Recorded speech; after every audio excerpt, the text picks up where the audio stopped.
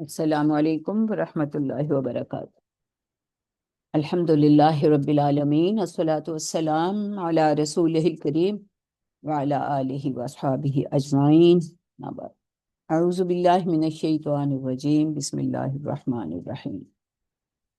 ان لک فی النہار سبحا طویلا واذکر اسم ربک وتبتل الیہ تبتیلا رب المشرق والمغرب لا الہ الا هو فاتخذہ وکیلا واصبر على ما يقولون واهجرهم هجرا جميلا وذرني والمكذبين أولي النعمة ومهلهم قليلا إن لدينا أنكالا وجحيما وطعاما ذا غصة وعذابا أليما يوم ترجف الأرض والجبال وكانت الجبال كثيبا مهيلا إنا أرسلنا إليكم رسولا شاهدا عليكم كما أرسلنا إليكم رسولا شاهدا عليكم كما أرسلنا إلى فرعون رسولا فعصى فرعون الرسول فأخذناه أخذا وبيلا فكيف تتقون إن كفرتم يوما يجعل الولدان شيبا السماء منفطر به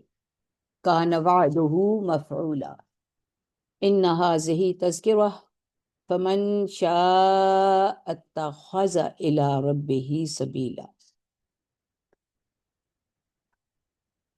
جی، تو ناشئۃ اللیل کی بات ہو رہی تھی کہ رات کو اٹھنا جو ہے یہ انسان کو یکسوئی دیتا ہے، قوت دیتا ہے، اور اس کے لیے اس کی بات کو مؤثر بنا دیتا ہے۔ اس کے لیے اللہ تعالیٰ کا پیغام دوسروں تک پہنچانا اور پھر دوسروں کی باتیں سہنا آسان ہو جاتا۔ تو اس میں یہ سارے مفہوم آگے اس میں ناشئۃ اللیل کے معاملے میں جو عام طور پہ کہا جاتا ہے کہ اس میں مختلف آراء ہیں۔ تہجد کی نماز وہ خاص طور پہ اس کو کہا جاتا ہے جو کچھ دیر سو کے پھر اٹھیں تو پھر پڑھتے ہیں۔ اس لحاظ سے بعض کی تو یہ رائے ہے کہ آخر رات کے قیام کو ناشئۃ اللیل کہا جاتا ہے۔ کسی اور کی رائے ہے کہ رات کے جس حصے میں بھی کوئی نماز پڑھی جائے وہ ناشئۃ اللیل ہے۔ اور حضرت عبداللہ بن عباس اور حضرت عبداللہ بن زبیر رضی اللہ تعالی عنہما، ان سے جب پوچھا گیا تو انہوں نے کہا کہ اللیل کلھا ناشئہ، یعنی رات کے ہر حصہ کی نماز ناشئۃ اللیل میں داخل ہے۔ یعنی اس میں تو پھر مغرب عشاء سب آ جاتے ہیں، یعنی ان کا اہتمام اور ان کو پوری توجہ سے ادا کرنا جو ہے وہ بھی ناشئۃ اللیل کا حصہ ہے۔ اچھا، تو لیکن نبی صلی اللہ علیہ وسلم اور ان کے ساتھیوں میں سے بیشتر کا یہ طریقہ رہا کہ کچھ دیر سونے کے بعد، یعنی عشاء کی نماز کے بعد کچھ دیر آرام فرماتے اور پھر آخر شب میں اٹھ کر جو نماز ادا کرتے۔ اس سے یہ جو نیند کو توڑ کر اٹھنا جو ہے اس کو سب سے افضل کہا گیا۔ جیسے پھر ہمارے کئی صوفی جو ہمارے حضرات رہے ہیں تو وہ بھی اس طرح کی، جیسے ایک شعر ہے پنجابی کا، رات پوے تے بے دردانو نیند پیاری آوے، درد مندانو یاد اللہ دی ستیاں آن جگاوے۔ یعنی اللہ تعالیٰ محبوب اگر یاد آ جائے نا تو پھر بندہ جو ہے نا سویا نہیں رہ سکتا، وہ جس وقت بلائے اسی وقت بندہ حاضر ہوتا ہے۔ اس لحاظ سے یہ اہم ہے کہ رات کو خاص طور پہ اٹھا جائے۔ تو اللہ تعالیٰ نے دوسرے مقامات پر سورہ آل عمران میں بھی جو خاص طور پہ راسخون فی العلم جو ہیں ان کی جو اوصاف بتائے تو اس میں سے ایک مستغفرین بالاسحار، اسحار کے وقت استغفار کرنے والے۔ تو اس کے لیے بہت سے بزرگ یہ کہتے ہیں کہ چلیں اٹھنے کی کوشش تو کریں، چاہے 2 نفل پڑھیں، لیکن اگر نہ اٹھا جائے اور آنکھ کھلے، آنکھ کسی نہ کسی وقت تو کھلتی ہے نا تھوڑی سی، تو کروٹ لیتے ہوئے چلو اس وقت استغفار پڑھ لو، کچھ اللہ کا ذکر کر لو، تو کسی حد تک تو اس میں شامل ہو ہی سکتے ہو نا کہ تم نے اللہ تعالیٰ کو یاد رکھا۔ الذین یذکرون اللہ قیاما وقعودا وعلی جنوبہم، وہی تو اس لحاظ سے یعنی قیام، قعود، اور یعنی کھڑے لیٹے بیٹھے ہر حال میں اللہ کو یاد کیا جائے۔ اور دوسرا ایک اور جو اہم بات ہے کہ اگر اللہ تعالیٰ کی جو آیات آفاق و انفس ہیں، بندہ یہی غور کرے میرے اللہ نے کیا کیا بنایا اور کس خوبصورتی سے، کس حکمت سے بنایا، ہر چیز میں کیا حکمت، کیا کس طرح ہر چیز اپنے ٹھیک ٹھکانے پہ ہے اور ٹھیک وہی کام کر رہی ہے جس کے لیے اسے معمور کیا گیا۔ تو کہا گیا ہے کہ یہ جو تفکر ہے نا، یہ تدبر ہے اللہ تعالیٰ کی آیات میں، نشانیوں میں، یہ بھی ذکر ہے۔ اور اگر ہم کوئی بھی عمل کرتے ہیں جو قرآن کے مطابق ہے، جو سنت کے مطابق ہے، تو وہ بھی ذکر ہے۔ حتیٰ کہ اگر ہم اس لیے دائیں پاؤں میں جوتا پہلے پہنتے ہیں کہ اللہ تعالیٰ کے رسول ایسا کیا کرتے تھے، یعنی سنت سمجھ کے، تو یہ بھی ذکر ہوگا، اس لیے کہ ہم نے انہیں یاد کیا۔ یعنی دائیں بائیں کی جو بھی ترجیح اور وہ ترتیب ہے، اس کو اگر ملحوظ رکھا جاتا ہے تو ایک عام سی بات ہے نا، آپ لباس پہنتے ہوئے دائیں طرف پہلے پہنتے ہیں، اتارتے ہوئے بائیں طرف سے پہلے اتارتے ہیں، تو یہ ایک عادت ہو جاتی ہے اگر تھوڑا سا توجہ دی جائے تو۔ یہ یعنی اتنا یہ اہتمام جو ہے نا، یہ بھی ذکر میں داخل ہے، اور اس کا بھی انشاءاللہ تعالیٰ اسی میں لکھا جائے گا جو ہے نا، وَاذْكُرِ اسْمَ رَبِّكَ۔ تو نبی صلی اللہ علیہ وسلم سے ہمیں یہی پتہ چلتا ہے نا کہ ہر موقع پر وہ دعائیں کیا کرتے تھے۔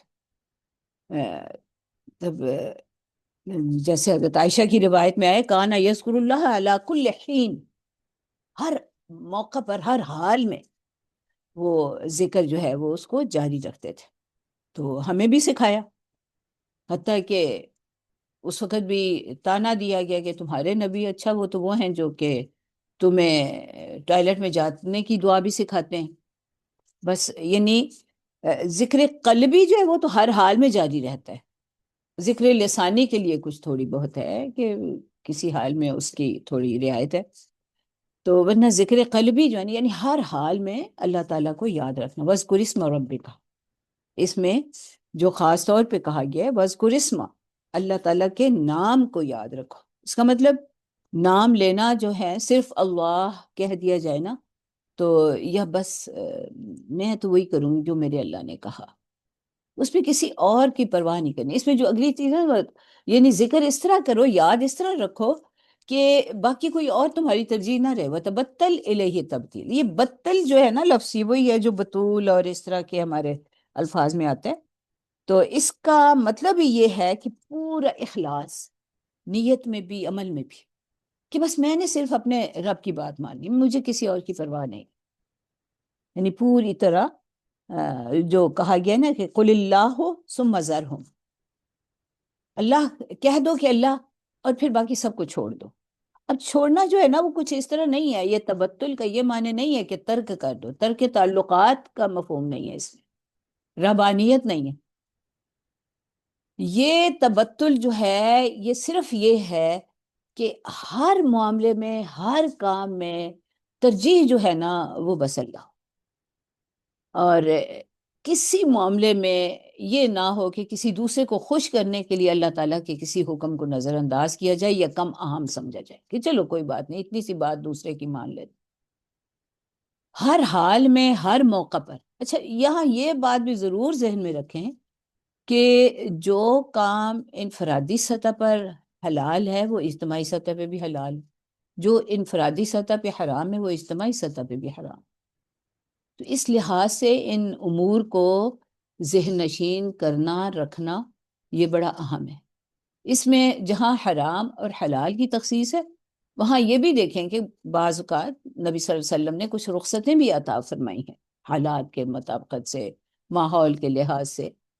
تو بہرحال ان رخصتوں سے فائدہ اٹھانا جو ہے وہ بھی ذکر میں شامل، وہ بھی اس لحاظ سے ہی ہم کریں گے کہ نبی صلی اللہ علیہ وسلم نے اس کی اجازت دی ہے یا انہوں نے فلاں موقع پر ایسا کیا، تو اس لحاظ سے۔ لیکن بہرحال جو اصل حدود ہیں ان کی فکر رکھنا اور ان سے تجاوز نہ کرنا جو ہے، یہی ذکر ہے۔ وَاذْكُرِ اسْمَ رَبِّكَ وَتَبَتَّلْ إِلَيْهِ تَبْتِيلًا۔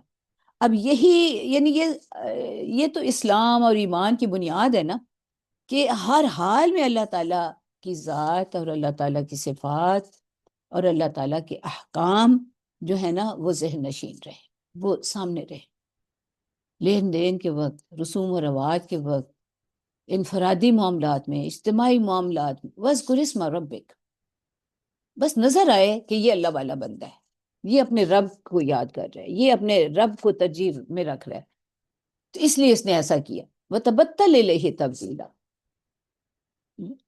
تبتل یہ یعنی بطول یا بتل، یہ جو ہے نا یہ یعنی بس صرف اللہ کے لیے خالص ہو جاؤ۔ اور کیوں خالص ہو جاؤ؟ کیوں یہ تبتل اختیار کرنا ہے؟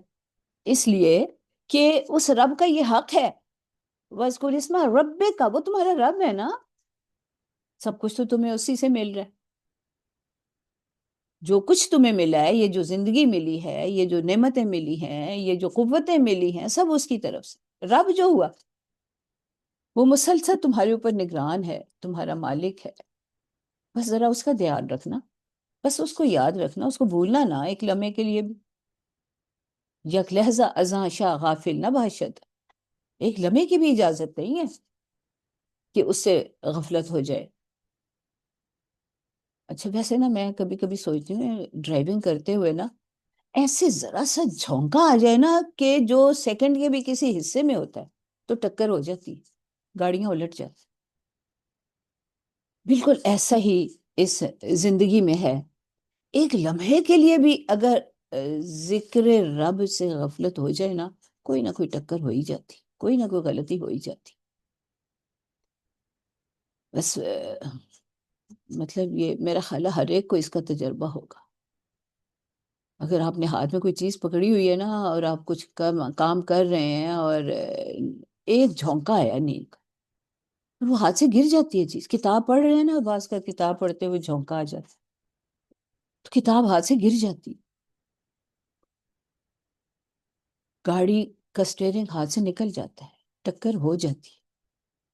تو اسی لیے کہتے ہیں کہ اس بادشاہ سے ایک لمحے کی تغافل جو ہے نا، وہ بھی بس کہیں یہ نہ ہو کسی گہری کھائی میں جا کر گرو اور تمہاری پھر کوئی نجات کی صورت نہ ہو۔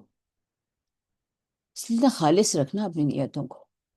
تو یہ اس پوری سورہ کا اگر آپ دیکھیں نا تو یہ مرکزی مضمون ہے کہ وَاذْكُرِ اسْمَ رَبِّكَ وَتَبَتَّلْ إِلَيْهِ تَبْتِيلًا۔ یہ بتل کا لفظ جو ہے نا یہ یہیں پہ آیا پورے قرآن میں۔ اخلاص کی بات تو کئی جگہوں پہ آئی ہے، اَلَا لِلَّهِ الدِّينُ الْخَالِصُ، اور اس اخلاص کی وضاحت یہاں پہ کہ بتل کر لو، باقی سب سے بس نظر پھیر لو۔ یعنی اچھا اس میں یہ بتل ویسے تو یہی ہوتا ہے کہ سب سے کٹ کے ایک طرف کو ہو جانا، لیکن یہ کٹنا جو ہے یہ ترک تعلقات اور رہبانیت نہیں ہے۔ بس یہ بس یاد رہے کہ اس میں رہبانیت نہیں ہے، ترک تعلقات نہیں ہے، حقوق ادا کرنے ہیں دوسروں کے، اور وہ بھی کیوں کرنے؟ کہ اس رب نے جو کہا ہے، اس نے میری ذمہ داری لگا دی، میرے فلاں بندے کا تم نے خیال رکھنا۔ اب وہ ذمہ داری کچھ تو بائی نیچر کہ ایک بچہ اب جس گھر میں پیدا ہوا تو اب ماں باپ کو ذمہ لگا دیا کہ اس بچے کا تم نے خیال رکھنا ہے، تو میرے ہی مخلوق، خیال تم نے رکھنا ہے، میں نے تمہارے گھر بھیجا اس کو۔ اسی طرح اچھا یہ رشتے اب تمہارے قائم ہو گئے ہیں نا اس پیدائش کی وجہ سے، کوئی تمہارا ننیال ہے، کوئی ددیال ہے، ان سب کا تم نے خیال رکھنا ہے، یہ میں نے تمہیں بھیجا ہے نا۔ شادی ہو جاتی ہے، اب یہ تمہارا میکہ ہے، یہ سسرال ہے، ان سب کا تم نے خیال رکھنا ہے۔ یہ ڈیوٹیاں انہوں نے لگائی ہیں، چونکہ ان کی عائد کردہ ڈیوٹیاں، ان کی ڈیوٹیوں کا بھی خیال رکھنا ہے، وہ حقوق و فرائض جو انہوں نے دیے ہیں، ذمہ داریاں لگائی ہیں، ان کو بھی ادا کرنا ہے۔ اس وقت بھی یاد رکھیں میں اس لیے کر رہی ہوں کہ اللہ نے کہا ہے، یہ ان کے بنائے ہوئے رشتے ہیں، تو صلہ رحمی کو کیوں اہم سمجھا گیا؟ یہ رحم کے رشتے میں نے خود تھوڑی بنائے ہیں، یہ تو اللہ تعالیٰ نے بنائے ہیں، انہوں نے میرے لیے یہ مقرر کر دی، اب انہوں نے ان کے حقوق بھی میرے ذمہ رکھ دی، تو اس لیے وہ تبتل کے خلاف نہیں ہے۔ ہاں البتہ ان رشتوں کو اتنا نہ اپنے اوپر سوار کر لینا کہ اللہ تعالیٰ کی نافرمانی کرنے لگ جاؤ۔ ان کنتم تحبون اللہ فاتبعونی، اگر اللہ سے محبت ہے نا تو بس نبی صلی اللہ علیہ وسلم کا اتباع کرو، یعنی ان سے کہا گیا ہے نا، قل ان کان آباؤکم وابناؤکم وازواجکم، وہ ساری فہرست بھی اپنے ذہن میں رکھیں کہ اگر تمہارے باپ دادا، تمہارے بیٹے، تمہارے بھائی، تمہاری بیویاں، شوہر، تمہاری برادری، تمہاری تجارتیں، تمہارے مال، تمہارے گھر، اگر تمہیں اللہ اور اس کے رسول اور اللہ کے راستے میں جہاد سے زیادہ محبوب ہیں تو پھر ٹھہر جاؤ صحیح، وتربصوا حتی یاتی اللہ بامرہ، پھر اللہ کا ڈنڈا آئے گا اگر تم نے ان سب رشتوں کو بنائے ہوئے اللہ کے ہی ہیں، ان کے حق تو ضرور ادا کرو، لیکن ان کو خوش کرنے کے لیے اللہ کو نہ ناراض کر بیٹھنا۔ بس تبتل کی اگر سمجھ آ جائے نا کہ اس کی کیا حدود ہیں اور کیسے، بس ترجیح جو ہے نا بس اللہ رہے، وَاذْكُرِ اسْمَ رَبِّكَ، بس اللہ اللہ اللہ، میں یہ کام اس لیے کروں گی میرے اللہ نے کہا ہے، میں یہ کام اس لیے نہیں کروں گی میرے اللہ نے منع کر دیا، میرے محبوب نے منع کر، میں کیسے کر سکتی ہوں؟ بس یہ سمجھ آ جائے تو ساری زندگی بڑی آسان ہو جاتی ہے، پھر اتنی قوت حاصل ہوتی ہے کہ پھر کہتے ہیں کہ اگر صحیح یہ تبتل حاصل ہو جائے نا تو پھر کہتے ہیں کہ پھر شیطان کی ساری فوجیں جو ہیں نا اس بندے مومن کی نگاہ میں پرے کاہ کے برابر بھی وقت نہیں رکھتی، وہ اپنے آپ کو پہاڑوں سے بھی زیادہ مستحکم محسوس کرتا ہے، اور اگر یہ تبتل نہ ہو اور یہ صحیح معرفت رب نہ ہو تو پھر وہ بالکل کمزور ہو جاتا ہے، پھر وہ ہر ایک کے آگے بس جھکتا ہی چلا جاتا ہے۔ صلی اللہ تعالیٰ مہربانی کریں اور ہمیں صحیح معنوں میں جو ہے نا تبتل وہ نصیب فرمائے۔ اچھا، اس میں پھر آگے جو مزید فرماتے ہیں، اب وہ رب صرف تمہارا تھوڑی، رب المشرق والمغرب، اتنا بڑا رب، اچھا سارے مشرقوں سارے مغرب، اب یہ دیکھیں نا کہیں پہ مشرق مغرب کو قرآن نے تسنیہ میں کہا ہے مشرقین مغربین، کہیں مشارق مغارب، مطلب یہ ہے کہ کائنات کی طول و عرض کا، ساری کائنات کا وہ رب، لا الہ الا ہوا فاتخذہ وکیلا، بس کوئی الہ نہیں سوائے اس کے، الہ صرف وہ ہے جس کے آگے سر جھکانے، وہ صرف وہ ہے جس کی اطاعت کرنے، وہ صرف وہ ہے جو مقدس ہے، وہ صرف وہ ہے جو نفع اور نقصان کا مالک ہے، وہ صرف وہ ہے، کسی اور سے لو نہ لگانا، کسی اور سے توقعات نہ باندھنا، لا الہ الا ہوا، سارے مشرق مغرب سارے خزانے کائنات کے اس کی ملکیت میں، للہ خزائن السماوات والارض، مانگنا ہے اسی سے مانگو، فاتخذہ وکیلا، بس اسی کو اپنا وکیل بنا لو۔ وکیل وہ ہوتا ہے جس پر بندہ اعتماد کرتا ہے، وکل وکل، یہ قرآن میں کئی جگہوں پہ آیا نا، توکل اسی سے ہے، تو توکل جب بندہ کرتا ہے نا تو پھر اسے فکر نہیں رہتی، وکیل کر لیا نا، اور اچھا وکیل ہے، دیانتدار ہے، میرے مفادات کا نگران ہے، اور میرے ساتھ اس کا تعلق ہے، تو بس پھر فکر نہیں رہتی کہ اب کیا کرنا ہے، اب کیسے معاملہ، بس سپرد کر دیا نا، اس کے سپرد اپنے معاملات کر دیے، اس سے زیادہ میرا کوئی خیر خواہ نہیں ہے، اس سے زیادہ مجھ سے کسی کو محبت نہیں، میرے ساتھ سب سے بڑھ کر محبت کرنے والا، سب سے بڑھ کر خیر خواہ، تو فاتخذہ وکیلا۔ اور بہرحال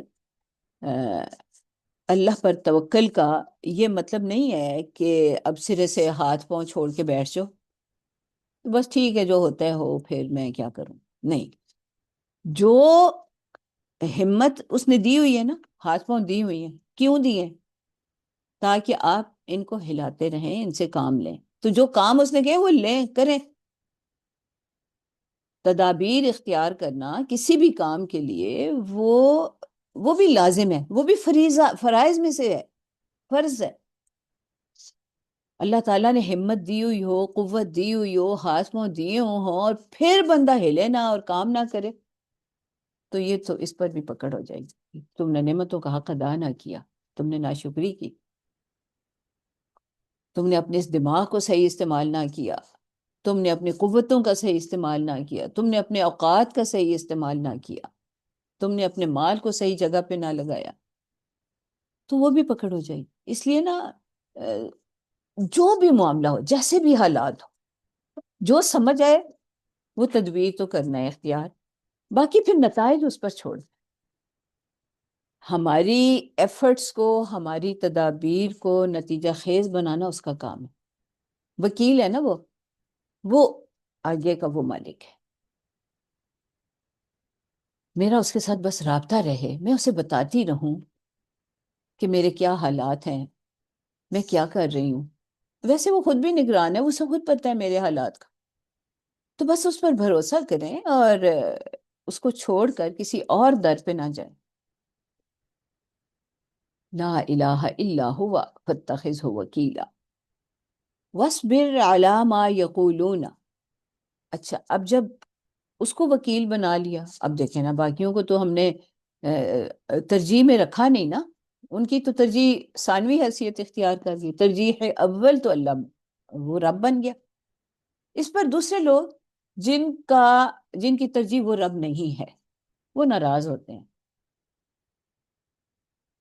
بچے بھی ناراض ہونے لگ جاتے ہیں نا، ان کی خواہش کچھ اور ہے، لیکن میں دیکھتی ہوں کہ میرے رب کی خواہش کچھ اور ہے اس موقع پر۔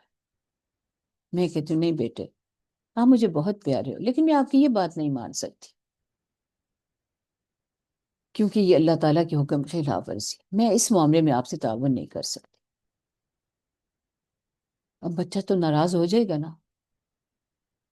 تو یہ وَاصْبِرْ عَلَىٰ مَا یقولون جو ہے نا، یہ صرف کفار کے معاملے میں نہیں کہ مشرکین جو باتیں کریں تو اس پر صبر کر لینا، نہیں، یہ اپنے گھر میں مسائل پیش آ جاتے ہیں، میاں بیوی ایک دوسرے پر ناراض ہونے لگ جاتے ہیں جب کوئی اللہ کر کے تو دیکھیں ذرا، مطلب آج کل تو اتنے مشکل حالات ہوئے ہیں کہ وہ بالکل وہ جو نبی صلی اللہ علیہ وسلم نے فرمایا تھا نا کہ ایک دور آئے گا کہ میرے یعنی اس دین کے کسی فرض یا سنت کو پکڑنا گویا کہ آگ کے انگاروں کو ہاتھ میں لینا ہے، معاشرے میں اجنبی بن جاتا ہے وہ بندہ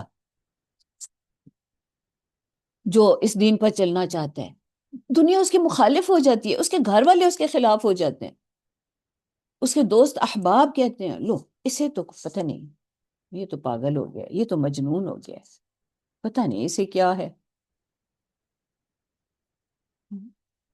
کب کی باتیں کرتا ہے، یہ پرانے زمانے کی باتیں کرتا ہے، وہی اساطیر الاولین جو اس وقت کہا گیا وہی ابھی بھی لوگ کہتے ہیں۔ تو وَاصْبِرْ عَلَىٰ مَا یقولون، کہنے دیں ان کو، کرنے دیں ان کو باتیں جو وہ کہتے ہیں کریں، آپ استقامت اختیار کریں، استقامت اپنے رب کے حکم کی۔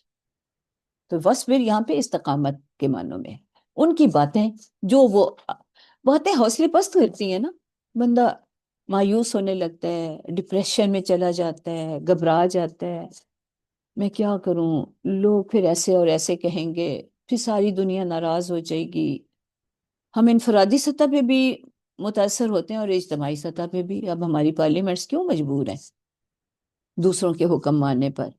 اس وقت تو رب تو بنا ہوا ہے نا، کوئی پتہ نہیں، یورپین یونین ہماری رب ہے، یو این او ہمارا رب ہے، پتہ نہیں کون کون سے رب بنا رکھے ہیں ہم نے، بس اس ایک رب کو چھوڑیں تو پھر بہت سارے بنانے پڑتے، پھر ہر ایک کو ہر وقت بندہ خوشی کرنے میں لگا رہتا ہے۔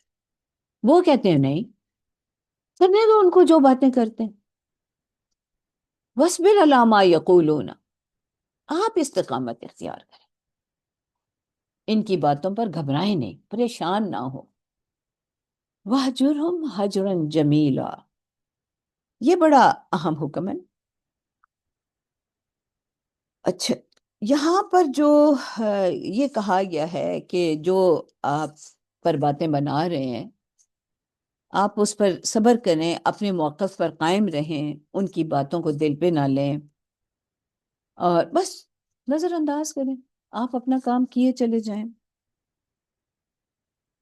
ایک چھوڑنا جو ہوتا ہے نا، اب جہاں پہ وَہْجُرْهُمْ حَجْرًا جَمِيلًا، ایک ہوتا ہے بس اچھا تم نے میرے ساتھ یہ کہ بس میں تم سے ناراض ہوں، میں نے نہیں تم سے بولنا، یہ تو ایک طرح کا بدلہ ہو گیا نا، تم نے میری مخالفت کی میں تمہاری مخالفت، تو یہ نفس پرستی بھی بیچ میں آ جاتی ہے نا، وہ میں آ جاتی ہوں نا کہ چونکہ میری بات نہیں مانی اس لیے میں ناراض، تو یہ ایک طرح کا اناد اور انتقام کے جذبہ کا ساتھ ہوتا ہے۔ یہ عام طور پر دنیا داروں کا کام ہے، یہ دنیا داری ہے کہ میں اپنی ذات کے لیے دوسروں سے ناراض ہوں، اپنی ذات کی خاطر، چونکہ میرا نہیں خیال رکھا اس لیے میں نے تو اس کو چھوڑ دیا۔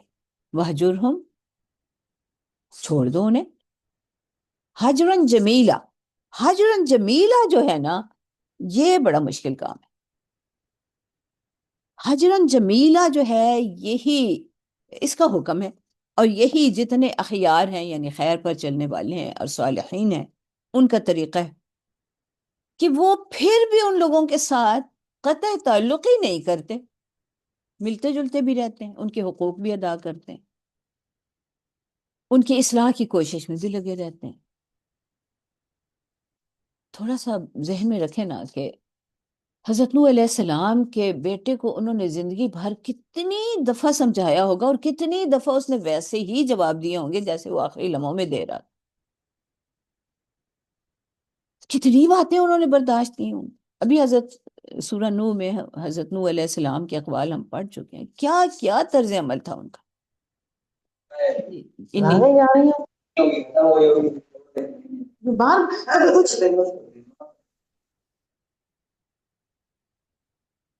یعنی آپ اس طرز عمل کو ذرا ذہن میں رکھیں، اگر وہ ہمارے ساتھ ہو تو ہم تو کبھی دوسری دفعہ منہ نہ لگائیں ایسے لوگوں کو، یہ میری بات سننے کو تیار نہیں ہے، یہ منہ موڑ کے چلے جاتے ہیں، مجھے نظر انداز کرتے ہیں۔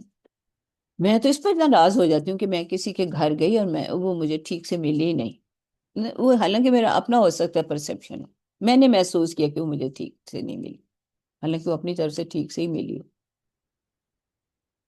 تو لیکن مجھے محسوس ہو، اب پتہ نہیں وہ اگلی بیچاری کس حال میں تھی، کون سی اس پر اپنی کیفیت تھی، لیکن بس میں نے کہا کہ میرے شایان شان تو استقبال نہیں ہوا، بس میں نے تو اس سے وہجرہم تو کر لیا، حجرن جمیلہ نہ کیا۔ حجرن جمیلہ یہ ہے کہ میں جو دوسروں کے لیے کر سکتی ہوں میں کرتی چلی جاؤں، کوئی مطلب اس پر جو حق ہے وہ ادا کروں، اگر وہ کوئی غلط کام کر رہی ہے تو اس کی اصلاح کی کوشش کرتی رہوں، تو بس یہ وہی مطلب مجھے تو اس میں سب بہترین مثالیں تو پھر انبیاء علیہ السلام ہی کی ہیں کہ حضرت نوح علیہ السلام کی، ان کے بیٹے کی ہم نے بات کی، حضرت ابراہیم علیہ السلام کی اپنے والد کے معاملے میں دیکھ لیں، وہ کس طرح ڈانٹ رہے ہیں، وہ تو ان لوگوں کے ساتھ شامل ہو گئے جو ان کے بیٹے کو آگ میں ڈال رہے تھے، انہوں نے ان کی حمایت کی، بیٹے کی حمایت نہیں کی، بیٹے کو پھر اپنے گھر سے نکالا اور سخت ڈانٹ ڈپٹ کر کے نکالا، اور بیٹے صاحب پھر بھی کہتے ہیں کہ نہیں میں آپ کے لیے دعا کرتا رہوں گا۔ دعا کرنا کوئی آسان ہوتا ہے؟ جو بندہ اچھا نہ لگے اس لیے کوئی دعا نکلتی ہے کوئی دل سے؟ تو حجرن جمیلہ میں یعنی ان پر غصہ نہ آئے، ان سے نفرت نہ ہو، بس ان کے حال پر افسوس ضرور ہوتا ہے کہ ہائے بس پتہ نہیں کیا ہے، ان کو صحیح بات سمجھ کیوں نہیں آ رہی، تو افسوس اپنی جگہ، لیکن غصہ اور نفرت نہیں ہوگا۔ تو بعض اوقات ایسا ہوتا ہے کہ اتنا دوسرے کا رویہ ہوتا ہے کہ پھر کسی حد تک ان سے دور ہونا پڑتا ہے، یعنی ہر دفعہ ہمارے جانے سے اس کو زیادہ غصہ آتا ہے، تو پھر بعض اوقات جس طرح کوئی باپ ہے نا تو بچہ جو ہے بالکل ہی نہیں اس کی مان رہا بات، بالکل مسلسل حکم و دولی کرتا ہے، آگے سے بدتمیزی کرتا ہے، گستاخی کرتا ہے، تو پھر کچھ عرصے کے بعد باپ خاموش ہو جاتا ہے، اب اس کو کہنے کا کیا فائدہ، مطلب اب میں کیا کہوں، یہ اور گستاخ ہوتا ہے. تو یہ تو پھر بھی کسی حد تک اس کی گنجائش نکلتی ہے. تو ہجرن جمیلہ جو ہے یہ جب طرز عمل صحیح رہے تو اس کو بھی نا مفسرین اور ہمارے جو استاد ہیں، جو سکھانے والے ہیں، تو وہ کیسے مطلب وہ اس کی بڑی تفصیل بیان کرتے ہیں اور کہتے ہیں کہ مقامات سلوک میں سب سے اعلیٰ مقام یہ ہے کہ ہجرن جمیلہ کیا جائے. یہ اگر مل جائے نا یہ مقام، تو یہ روحانیت میں اعلیٰ ترین مقام ہے. یعنی دوسروں کی جفاؤں پر، ایذاؤں پر صبر کیا جائے اور پھر بھی ان کی خیرخواہی اور ہمدردی میں کمی نہ آنے پائے. ساری قوت، ساری توانائیاں ان کی بھلائی کے لیے بندہ استعمال کرتا چلا جائے. ان کی طرف سے جیسا بھی معاملہ ہوتا ہے ان سے بدلہ لینے کا دل میں خیال تک نہ آئے. تو یہ جو ہے نا کہتے ہیں کہ یہ اس وقت تک نصیب نہیں ہوتا جب تک وہ پہلی بات نہ ہو، تبتل الیہ. جب تک تبتل نہ ہو، جب اللہ تعالیٰ کے ساتھ تعلق ہوتا ہے اور مضبوط ہوتا ہے، اس کی معرفت ہوتی ہے، تو ہجرن جمیلہ بھی ہو جاتا ہے. تو یہ اس میں لکھا ہوا ہے کہ وَہْجُرْهُمْ حَجْرًا جَمِيلًا. حجرن یہاں پہ را پہ زبر ہے نا، تو کہتے ہیں کہ زبر جو اور ہا پہ بھی زبر ہے، وَہْجُرْهُمْ حَجْرًا جَمِيلًا.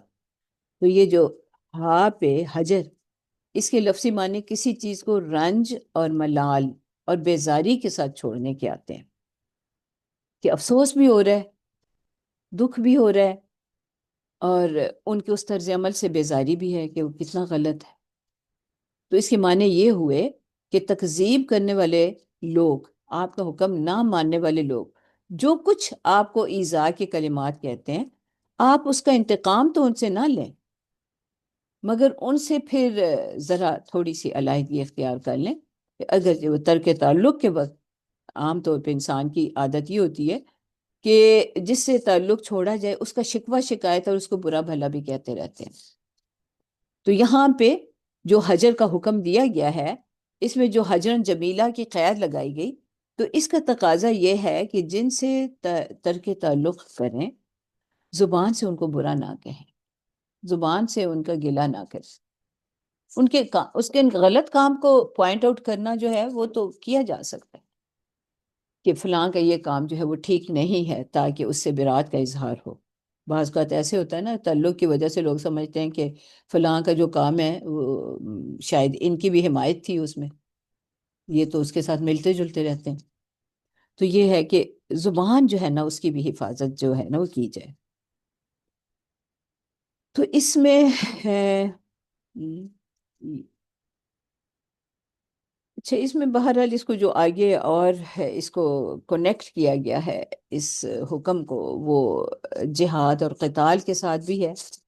کہ جو قتال کا پھر حکم ہے تو وہ کوئی اس لیے نہیں ہے کہ اس میں کوئی میری ذات جو ہے وہ انوالوڈ ہوتی ہے، بلکہ وہ صرف اس لیے ہے کہ اللہ تعالیٰ کے دین کو قائم کرنے کے راستے میں اگر کوئی رکاوٹ ڈالتا ہے اور وہ در پہ آزار ہوتا ہے اور وہ ہمیں ہمارے اوپر چڑھائی کرتا ہے، تو پھر ہمیں بھی تو کرنا ہی پڑتا ہے نا، اس کو روکنا ہی پڑتا ہے.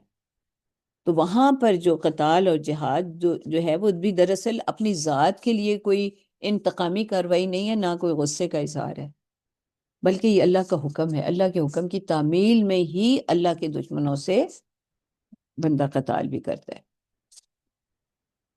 تو یہی وہ کہہ رہے ہیں کہ ٹھیک ہے آپ تو حجر جمیل کریں، باقی ان سے جب قتال کا نوبت آئے وہ تو آپ کریں، وہ جو حکم جو دے رہے ہیں، لیکن ویسے ان سے بدلہ لینے کے لیے وزرنی، میں خود لے لوں گا، چھوڑ دو مجھے، والمکذبین،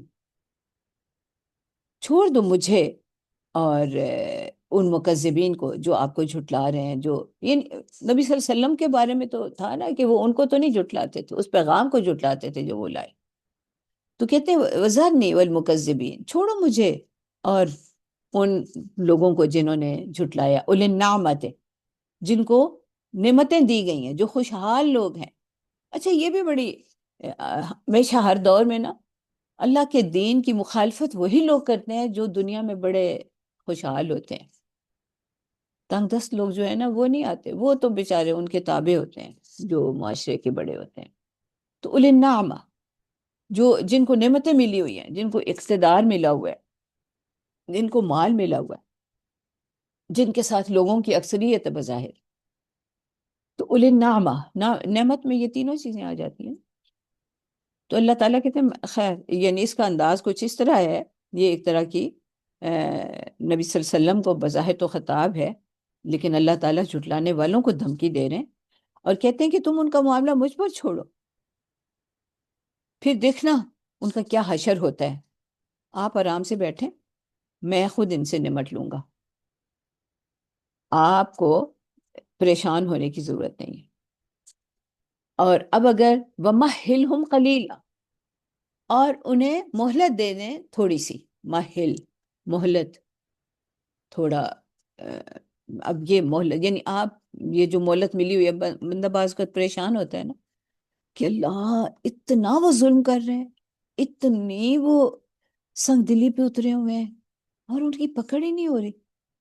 وَمَهِّلْهُمْ قَلِيلًا کہتے ہیں تھوڑی سی ہے مہلت.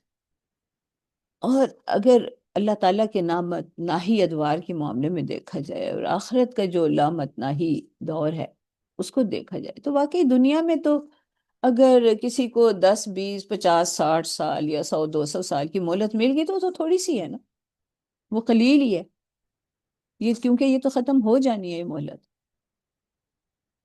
تو اس لحاظ سے وہ کہتے ہیں کہ مہلہم قلیلا، یہ جو ہم ان کو دے رہے ہیں مہلت، تو یہ بھی کچھ اس لیے نہیں ہے کہ ہم ان کو پکڑ ہی نہیں سکتے.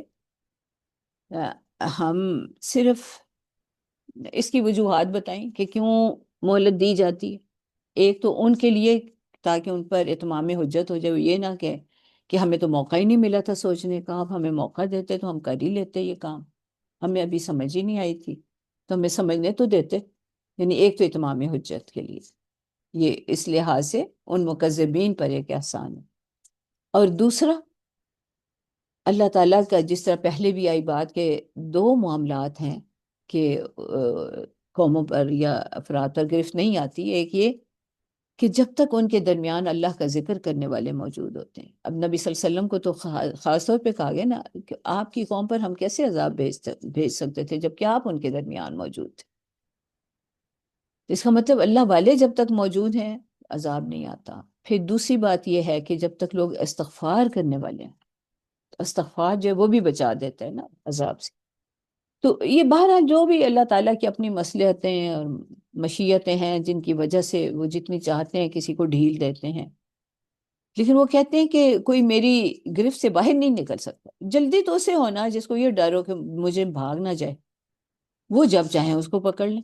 تو وَمَهِّلْهُمْ قَلِيلًا إِنَّ لَدَيْنَا أَنْكَالًا وَجَحِيمًا، ہمارے پاس ان کے لیے بیڑیاں اور آگ ہے، بھڑکتی ہوئی آگ ہے. وَطَعَامًا ذَا غُصَّةٍ، اور کھانا، غصہ کہتے ہیں جو گلے میں پھنس جائے، وہ جس کو کہتے ہیں نا نہ نگلے بنے تو نہ اگلے بنے، یعنی ایسے اتھو لگتا ہے، ایسے پھنستا ہے، یعنی نگل بھی نہیں سکتا. وہ زقوم یا جو بھی کہے گئے ہیں نا اس روز کے کھانے، تو وہ تو ان کے لیے جو کہا گیا ہے وہ یہاں پہ طعامًا ذا غصۃ، تو ان کو آخرت میں وہ کھانا ملے گا جو ان کے حلق میں پھنس کر رہ جائے گا. وعذابًا علیما، آج تو بڑے اولی النعمہ ہیں، آج تو بڑے عیش و آرام میں ہیں. اور اس روز وہ بیڑیوں میں ہوں گے، انکال، بیڑیوں میں جکڑے ہوئے ہوں گے، اور ایسے کھانے سے ان کی ضیافت ہوگی جو وہ نگل ہی نہیں سکیں گے، اور ان کو اتھو لگے گا اور ان کو پتہ نہیں. عذابًا علیما، ایسا عذاب جو تکلیف دہ ہے اور مسلسل تکلیف رہنے والی ہے. بلکہ ابھی جو پہلے ہم نے پڑھا صعودا، عذابً صعودا، کہ اس میں اضافہ ہی ہوتا چلا جائے گا، عذاب میں اضافہ ہی ہوتا چلا جائے گا، وہ کمی نہیں ہوگی، ختم نہیں ہوگا. اور یہ ایک ایسے دن میں ہوگا یوم ترجف الارض والجبال، جس روز زمین اور پہاڑ لرز اٹھیں گے. وکانت الجبال کثیبا مہیلا، اور پہاڑ ہو جائیں گے کثیب، ریت کے ٹیلے، مہیلا جو بالکل بھربھرے ہیں. اب دیکھیں ریت کے ٹیلے صحراؤں میں تو یہ نظارے عام ملتے ہیں نا. کہتے ہیں کہ صحرا کی کوئی مقرر ایک ہائٹ نہیں ہوتی.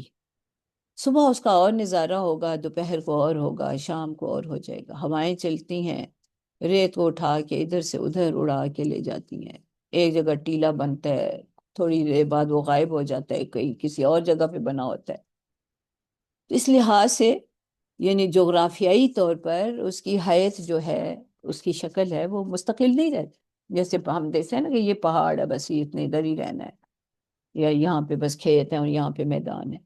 لیکن ریتلے علاقوں میں یہ بڑا مشکل ہوتا ہے. تو یعنی جب اس روز تو پہاڑ جو ہے نا وہ بھی ریت کے ٹیلوں کی طرف بھربھرے ہو جائیں گے، اور جس طرح دوسری جگہ پہ کہا گیا کہ روئی کے گالوں کی طرح اڑ رہے ہوں گے. تو پھر اس کا مطلب کسی چیز کی کوئی حیثیت ہی نہیں رہے گی. انا ارسلنا الیکم رسولا شاہدا علیکم، بے شک ہم نے تمہاری طرف. اب یہ یعنی ابھی تک تو نبی صلی اللہ علیہ وسلم سے ایک لحاظ سے خطاب تھا، اب براہ راست ان لوگوں کی طرف خطاب کا رخ ہے جو کہ نبی صلی اللہ علیہ وسلم کو جھٹلا رہے تھے. گویا کہ انہیں یہ کہا جا رہا ہے کہ تمہیں تو اس نعمت پر شکر ادا کرنا چاہیے کہ تمہارے طرف وہ تمہیں میں سے ایک رسول بھیجا. انا ارسلنا الیکم رسولا شاہدا علیکم کما ارسلنا الی فرعون رسولا، جیسے فرعون کی طرف بھی رسول بھیجا تھا ہم نے. فعصا فرعون الرسول، یعنی فرعون نے اس رسول کی نافرمانی کی، اس کی بات نہیں مانی. فَأَخَذْنَاهُ أَخْذًا وَبِيلًا، بس ہم نے اس کو پکڑ لیا بڑا سخت.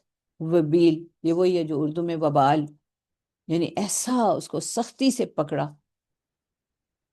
تو یہ یعنی جو بھی رسول اللہ تعالیٰ کے متعین کردہ رسول کی نافرمانی کرے گا، اس کی بات نہیں مانے گا، تو اللہ تعالیٰ پھر اس کو چھوڑتے نہیں ہیں، اس کو پکڑتے ہیں. مہلت تو دیتے ہیں کچھ نہ کچھ، لیکن پھر پکڑتے ہیں تو بڑا سخت پکڑتے ہیں.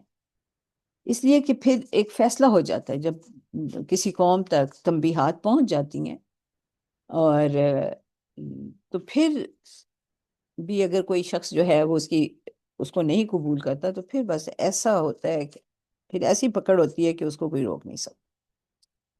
تو یہ یعنی فرعون کا ذکر، اس کے انجام کا ذکر قرآن میں جگہ جگہ ہے، تو اس کی طرف نشاندہی کی گئی ہے. فَأَخَذْنَاهُ أَخْذًا وَبِيلًا، پھر دیکھو نا ہم نے اس کو کیسا پکڑا. فَكَيْفَ تَتَّقُونَ، پھر تم کیسے بچو گے. ان کفرتم، اگر تم نے کفر کیا. نہیں، اللہ تعالیٰ کسی کو نہیں بچاتا، کسی کو نہیں، کوئی اس کی پکڑ سے بچ نہیں سکتا، گرفت سے بچ نہیں سکتا. اور خاص طور پہ اس دن یوم یجعل الولدان شیبا، پہلے تو اس دن کی یہ بتائی نا، یوم ترجف الارض والجبال، ہر چیز لرز اٹھے گی اور پہاڑ ریزہ ریزہ ہو جائیں گے. اور اب کہہ رہے ہیں کہ وہ دن اتنا سخت ہوگا کہ بچوں کو بوڑھا کر دیں. یوم یجعل الولدان شیبا السماء منفطر بہ، آسمان پھٹ جائے گا. آسمان کے پھٹنے کا مطلب یہی ہے کہ پوری کائنات جو ہے نا وہ درہم برہم ہو جائے گی، یہ موجودہ نظام جو ہے نا وہ ختم ہو جائے گا. اب یہ کیسے ہوگا، یہ اس کی کیفیت اور وہ جاننا بڑا مشکل ہے ہمارے لیے. لیکن صورتحال ہمارے لحاظ سے جو ہوگی وہ یہ کہ تم اس روز کیسے بچو گے. اگر تم نے آج کفر کیا تو تم کیسے بچو گے. جس روز بچے بوڑھے ہو جائیں گے، آسمان پھٹ جائے گا. کان وعدہ مفعولا، یہ اللہ کا وعدہ ہے، اس کا کیا ہوا وعدہ ہے جو وہ ہو جاتا ہے، مفعولا ہو کر رہے گا. ان ھذہ تذکرہ، یہ بس ایک یاد دہانی ہے جو تمہیں کروائی جا رہی ہے. فمن شاء اتخذ الی ربہ سبیلا، بس پھر اب جو چاہے وہ اپنے رب کا راستہ اختیار کر لے. ہم نے تو سمجھا دی بات. تو یہ اشارہ قرآن کے ان تمام آیات اور احکام کی طرف ہے جو تذکیر اور نصیحت کرتی ہیں، اور خاص طور پہ عذاب کی خبر اس لیے دی جاتی ہے تاکہ بندہ ابھی اس سے بچنے کی فکر کرے۔ بس اللہ تعالیٰ ہمیں صحیح علم، فہم اور عمل کی توفیق عطا فرمائے، اور ہمیں اس روز کے اس خوف، اس پریشانی سے بچائے۔ وآخر دعوانا الحمد للہ رب العالمین۔ الرحمن الرحیم، اللہم انت السلام و منک السلام، تبارک یا ذا الجلال والاکرام۔ الحمد للہ رب العالمین، الصلاة والسلام علی رسولہ الکریم وعلی آلہ واصحابہ اجمعین۔ ربنا آتنا فی الدنیا حسنۃ وفی الآخرۃ حسنۃ وقنا عذاب النار۔ ربنا ظلمنا انفسنا وإن لم تغفر لنا وترحمنا لنكونن من الخاسرین۔ اللهم اغفر لنا وللمؤمنين والمؤمنات والمسلمين والمسلمات واصلح ذات بينهم وألف بين قلوبهم وانصرهم على عدوك وعدوهم إله الحق سبحانك لا إله إلا أنت اللهم إنا نسألك العفو والعافية في الدنيا والآخرة اللهم حاسبنا حسابا يسيرا اللهم حاسبنا حسابا يسيرا اللهم حاسبنا حسابا يسيرا سبحانك اللهم وبحمدك نشهد أن لا إله إلا أنت نستغفرك ونتوب إليك سبحان ربك رب العزة عما يصفون وسلام على المرسلين والحمد لله رب العالمين آمين۔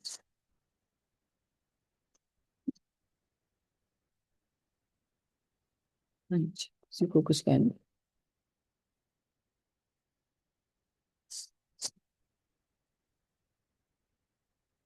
السلام علیکم۔ جی وعلیکم آ، السلام رحمۃ کلثوم بھائی، انکال کا کیا بتایا تھا؟ انکالم و اللہ۔ جہیمہ۔ بیڑیاں جو باندھنے کے جیسے پاؤں میں یا ہاتھوں میں ڈالی جاتی ہیں نا، ہتھ کڑیاں اور بیڑیاں۔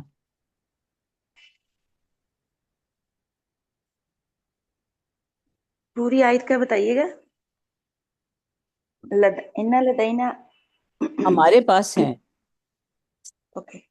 ہمارے پاس انا لدینا، ہمارے پاس ہیں ان کے لیے نا بیڑیاں، اور اس میں انکال و جحیمہ، بیڑیاں اور دوزخ کی آگ بھڑک، یعنی انہیں باندھ کے پھینکا جائے گا ان میں۔ جزاک اللہ۔ وَتَعَذَّ غُصَّةٍ وَعَذَابًا أَلِيمًا۔